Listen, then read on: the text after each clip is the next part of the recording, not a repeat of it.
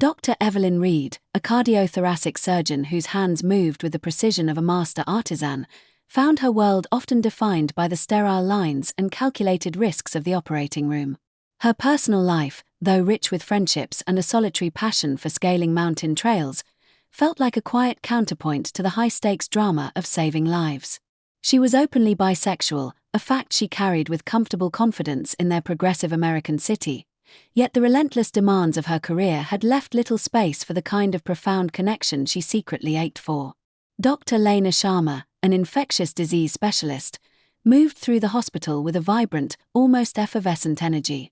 Her mind buzzed with complex viral patterns and global health strategies, but her spirit was unbound, embracing life with an infectious enthusiasm that often caught the more reserved Evelyn off guard. Lena, too, was bisexual, a free spirit who'd explored connections with both men and women, but had yet to find a love that truly resonated with her soul's deepest desires. Their first encounter, a quintessential hospital collision, happened in the bustling, fluorescent-lit corridor of St. Jude's. Evelyn, her brow furrowed in concentration, was navigating the throng, her thoughts consumed by an upcoming consult, when she bumped gently into Lena. Lena, engrossed in a patient chart, a half-eaten granola bar clutched forgotten in her hand, stumbled slightly.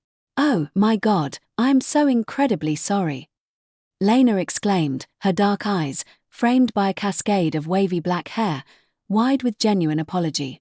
Evelyn, usually a fortress of composure, felt an unexpected jolt, a flicker of something akin to curiosity. No, entirely my fault," she murmured, a rare, small smile gracing her lips. "Pre-op tunnel vision, I'm afraid." Lena's answering grin was dazzling, a genuine warmth that reached her eyes and seemed to chase away the sterile chill of the hallway. "Dr. Reed, isn't it? I'm Dr. Sharma. I've heard nothing but incredible things about your work." "And I yours," Evelyn replied, surprised by the sudden warmth that infused her own voice. "Infectious diseases, right? Always found it fascinating." Their initial interactions remained strictly professional. Brief nods in the cafeteria, hurried exchanges about shared patients, the occasional shared sigh over a particularly challenging case.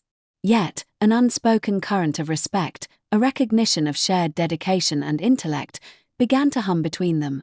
Evelyn found herself admiring Lena's sharp mind, her empathetic approach to patients, and the vibrant passion she brought to every discussion.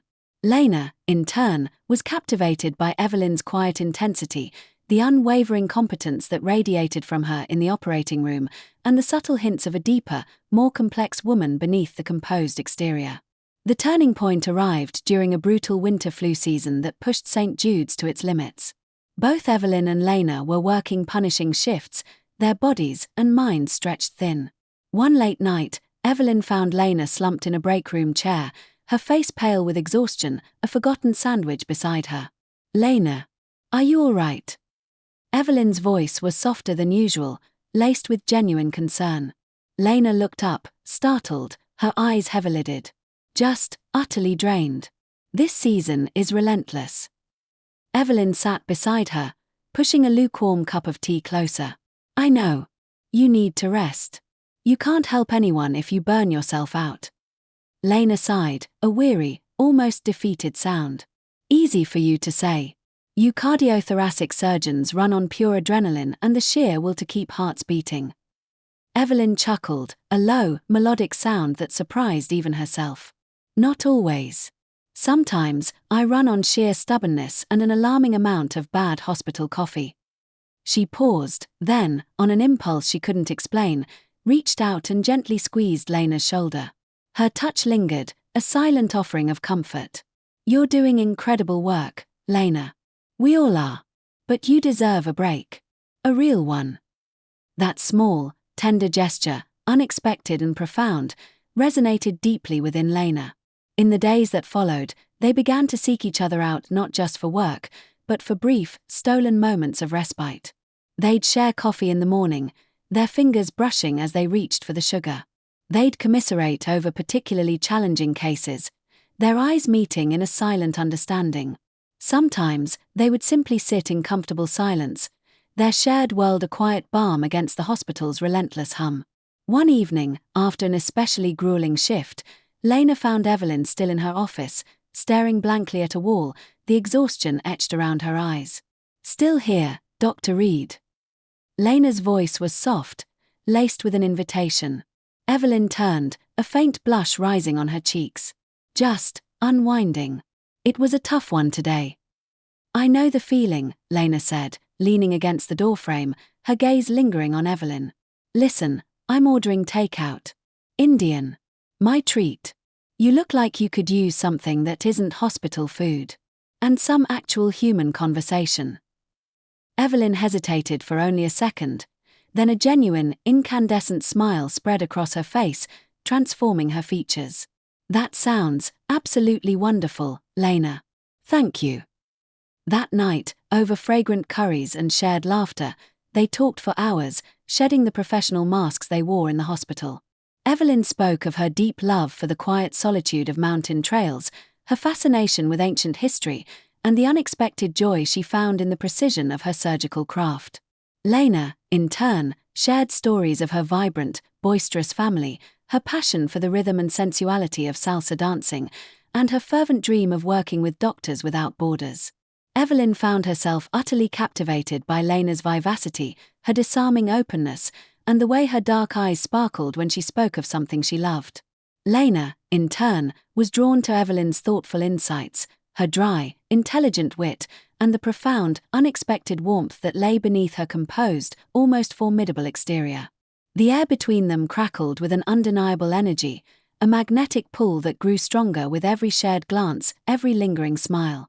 As weeks bled into months, their friendship deepened into something far more profound, a vibrant, living thing.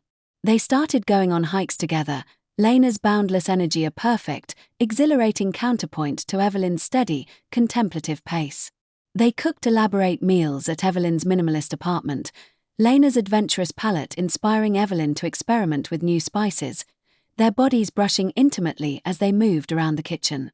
They danced in Lena's lively living room, Evelyn, initially stiff and self-conscious, slowly loosening up, her movements becoming more fluid under Lena's patient, guiding hands.